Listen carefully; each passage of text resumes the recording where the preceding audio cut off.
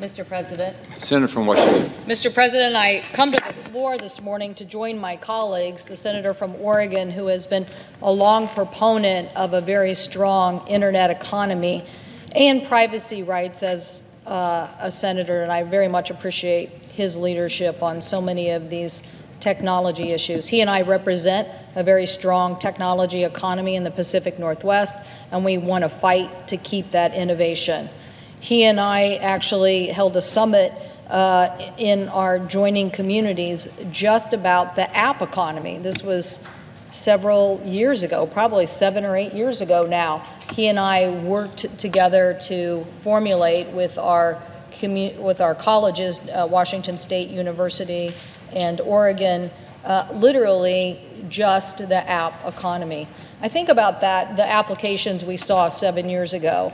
Some of them were for hiking trails, some of them were for solutions for our law enforcement to have better information, some of them were just pure business applications. But I think about how much we have grown that app economy in the last 10 years, 7 to 10 years, but how much it would be impacted by an internet that is not an open internet and universal to giving people access to service.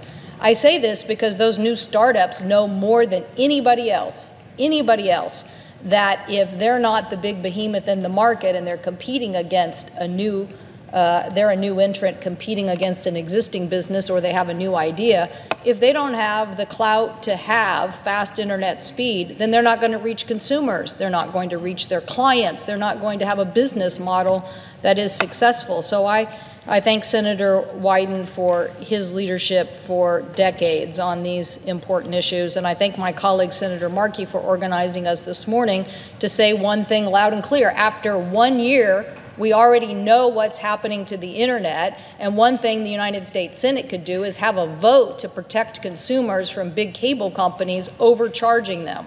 That's why we're out here today, to say that we should have a vote to protect consumers. To protect the 15,000 internet companies that produce 20% of our economy and over 377,000 jobs in my state, I guarantee you I want to be here this morning to articulate why an internet service needs to be protected. We know that we have to fight back against companies who want to gouge consumers or suppress competition.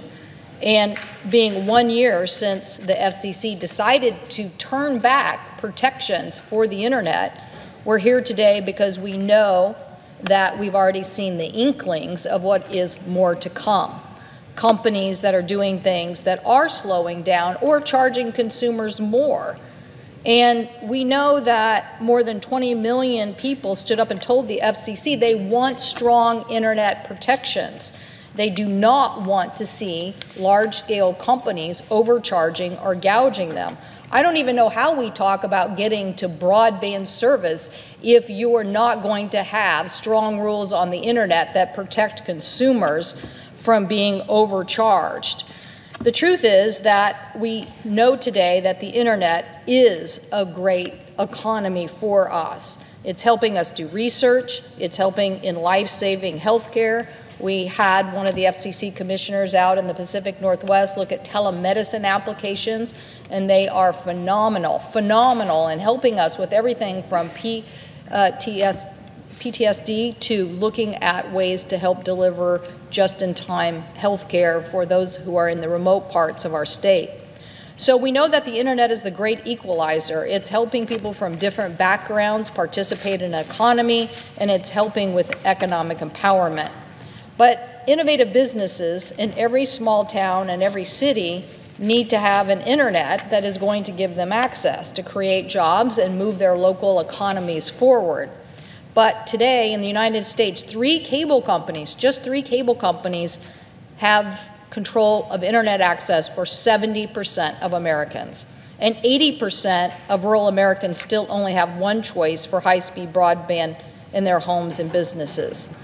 So we're not going to get likely competition where the consumer can just say, you're artificially slowing me down, you're charging me too much, I'm just going to go to the competition.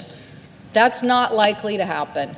So that is why we need a strong FCC approach to protecting an open internet and saying that they shouldn't block, they shouldn't throttle, they shouldn't manipulate internet access. And without these protections, big cable can move faster in charging more. So I asked my colleagues on the other side of the aisle to say that it's time to hold these companies accountable and put consumers ahead of these big cable profits. Well, I guarantee you the American people know better. Literally, it doesn't matter what political affiliation you have, the majority of Americans all oppose repealing protections that make for an open internet. They know that it is time that we protect consumers and that this is only going to get more complex as our economy depends more and more on an open internet.